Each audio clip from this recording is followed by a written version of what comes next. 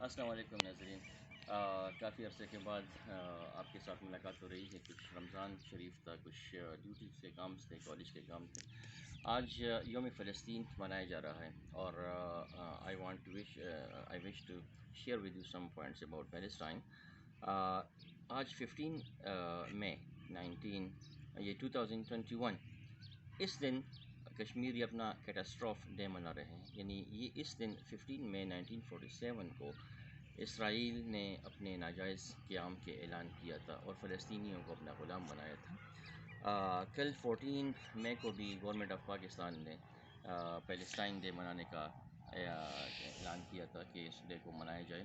تو میں آپ کے ساتھ اس حوالے سے کچھ شیئر کرنا چاہتا ہوں کہ فلسطین کی ہسٹری تھوڑے سے پیچھے جا کے میں آپ کو بتانا چاہوں گا کہ 63 BC سے پہلے فلسطین کی ریاست قائم تھی اور بہت اچھے اور نیک یہودیوں نے یہ ریاست قائم کی تھی۔ پھر اس کے بعد جو ان کے ساتھ یہودیوں کے درمیان اختلاف پیدا ہوا اور ناراض یہودی، گناہگار یہودی، مجرم یہودی اور قانون کی خلاف ورزی کرنے والے یہودیوں نے فلسطین سے آزادی حاصل کر کے اور فلسطین کے ایک خاص علاقے پر اپنی الگ ریاست اسرائیل کے نام سے قائم کرنے کا اعلان کر دیا۔ اس طرح اس وقت کے 63 BC سے پہلے کے اس زمانے میں فلسطین کے ناراض یہودیوں نے، فلسطین کے مجرم یہودیوں نے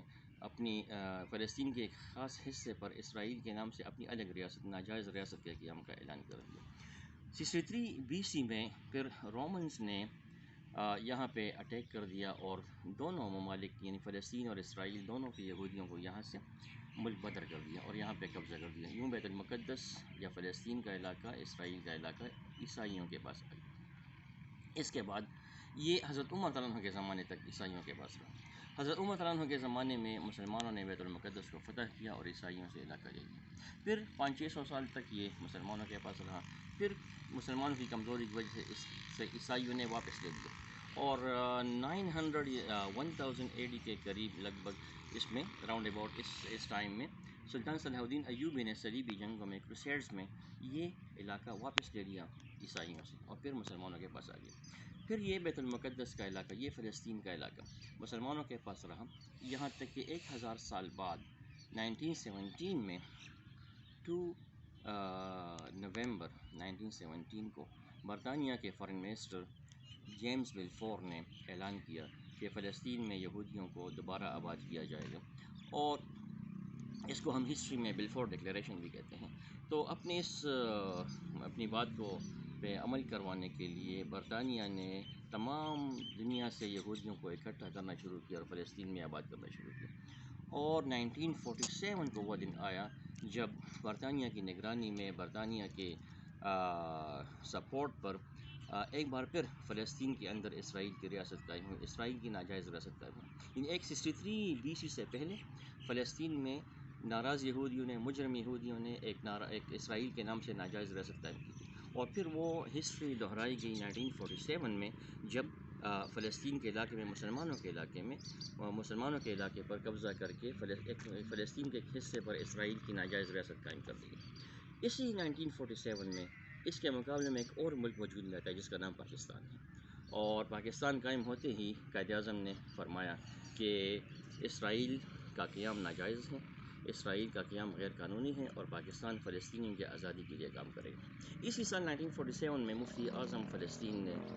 کہا کہ اللہ نے ہم سے فلسطین لے لیا لیکن ہمیں پاکستان دے دیا، تو ہم امید کرتے ہیں، ہمیں یقین ہے کہ پاکستان ہی ہماری آزادی کے لیے کام کرے گا اور پاکستان ہمیں یہودیوں سے ہماری جان چھڑائے گا اور ہمیں آزادی دلائے گا۔ اس دن سے لے کر آج تک فلسطینی اپنے آزادی کی جدوجہد لڑ رہے ہیں اور اسرائیل نے انڈیا کی پالیسی اپنا دی، جس طرح انڈیا نے پالیسی کشمیر میں اپنائی ہے وہی پالیسی اسرائیل نے اپنائی اور فلسطینیوں کے علاقے میں زیادہ سے زیادہ یہودیوں کی آباد کاری شروع کر رکھی ہے تاکہ فلسطینیوں کو اقلیت میں تبدیل کیا جائے، پورا علاقہ یہودیوں کا علاقہ بنایا جائے۔ اب یہ دن 15 مئی کو وہ دن تھا جب اسرائیل کی ناجائز ریاست دوبارہ قائم ہوئی اس علاقے میں اور فلسطینیوں پہ اسرائیل نے اپنے مظالم کی حد کر دی ہے۔ دوسری طرف عربوں کی طرف دیکھنے والے اسرائیل مسلمان جو فلسطین کے ہیں وہ بھی مایوس ہو گئے ہیں، کیونکہ ان ہی عربوں نے سب سے پہلے 1967 میں جو عرب اسرائیل جنگ تھی وہ اسرائیل کے خلاف لڑی، لیکن یہاں پہ عربوں کے ساتھ کسی اور مسلمان ملک نے کوآپریٹ نہیں کیا، جبکہ اسرائیل کے ساتھ امریکہ، برطانیہ اور دوسری یورپی طاقتوں نے ساتھ دیا، جس پہ عربوں کو عبرتناک شکست دے دی گئی، اور عرب ہمیشہ ہمیشہ کے لیے اسرائیل کے ساتھ جنگ کرنے سے باز رہے۔ پھر عربوں میں ایک بہت بہادر انسان پیدا ہوا شاہ فیصل کے نام سے۔ جب 1969 میں یہودیوں نے مسجد اقصی کو آگ لگا دی تو شاہ فیصل نے تمام اسلامی دنیا کے سربراہان کو اکٹھا کیا، اور مراکش کے شہر رباط میں اسلامک کانفرنس آرگنائزیشن، اسلامی کانفرنس تنظیم کے نام سے ایک تنظیم وجود میں آئی، جس میں مسلمانوں کے تحفظ، فلسطین کے مسلمانوں کے تحفظ، عالم اسلام کے مسائل، اور اسپیشلی مسجد اقصی کو اسرائیل سے آزاد کروانے کا عہد لیا گیا۔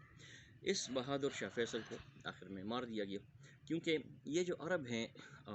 تھوڑا سا مزید ایک اور پوائنٹ میں ہسٹری میں تھوڑا پیچھے جا کے، فرسٹ ورلڈ وار میں جب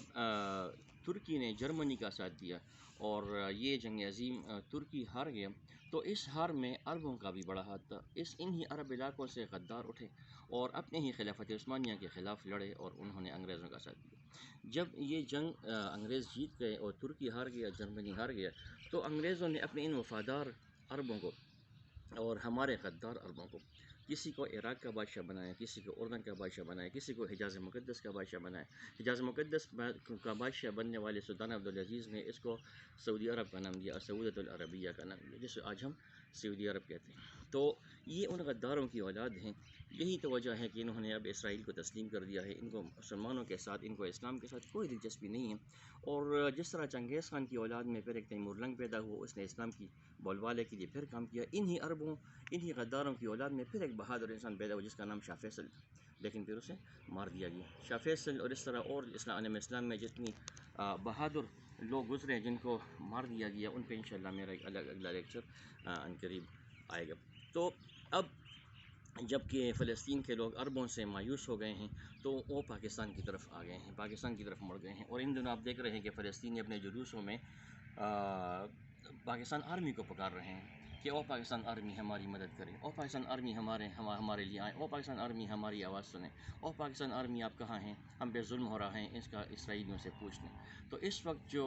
فلسطین کے لوگ پاکستان کو پکار رہے ہیں، پاکستان آرمی کو پکار رہے ہیں، قرآن پاک میں عربوں کو اللہ پاک نے فرمایا تھا اس وقت کہ اگر تم لوگ اپنی راہ سے کبھی بھی ہٹ گئے تو میں تمہاری جگہ کسی اور قوم کو لا دوں گا۔ اور آج وہ دن ہے کہ عربوں کی وہ دن کہ جب دنیا میں کسی مسلمان پہ کوئی تکلیف ہوتی تھی تو وہ عربوں کو پکارتا تھا، آج دنیا میں کسی مسلمان پہ تکلیف ہوتی وہ پاکستان کو پکارتا ہے۔ آج عربوں کی جگہ پاکستان کو اللہ تعالیٰ نے وہ مقام دیا ہے۔ تو اب جب کہ فلسطین کے لوگ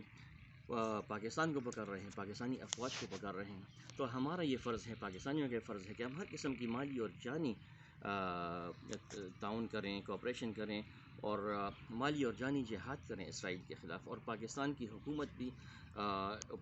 ترکی پاکستان کے ساتھ مل کر اس کے خلاف ایک ایکشن لے سکتے ہیں۔ لیکن میں حیران ہوں ایران پر کہ ایران کیوں خاموش ہے؟ ایران جو ہمیشہ سے اسرائیل کے خلاف رہا ہے، ان دنوں ایران مکمل خاموش ہے، جبکہ ایران کے علاوہ پاکستان، سعودی عرب اور ترکی اس وقت صرف میدان میں ہیں اور سرگرم ہیں اور آپس میں رابطے کر رہے ہیں کہ اسرائیل کو ان مظالم سے کیسے روکا جائے۔ تو اس حوالے سے اسلامی ممالک کی تنظیم کو بیدار ہونا پڑے گا۔ پاکستان، ایران، ترکی اور سعودی عرب کو ایک بلاک بنانا ہوگا، اور پاکستانیوں کو یہاں بھی اور دوسرے تمام اسلامی ممالک میں جن کے حکمران سوئے ہوئے ہیں، جن کے حکمران غدار ہیں، جن کے حکمران اسلام سے اور مسلمانوں سے کوئی ان کا واسطہ نہیں ہے اور مغرب کے غلام ہیں، تو پاکستانی جن اسلامی ممالک میں رہ رہے ہیں وہاں پہ اٹھ کھڑے ہوں اور وہاں کے عوام کو اپنے ساتھ ملائیں اور اپنے ان حکمرانوں کو مجبور کریں کہ وہ بھی اسرائیل کے خلاف میدان میں آئیں اور فلسطین کی مدد کریں۔ انشاءاللہ ایک دن فلسطین ضرور آزاد ہوگا۔ ہم سب کی دعائیں، ہم سب کا مالی اور جانی تعاون فلسطین کے ساتھ حاصل ہے۔ اے فلسطین تو نے پکارا تو لہو کھول اٹھا، تیرے بیٹے تیرے جانباز چلے آتے ہیں۔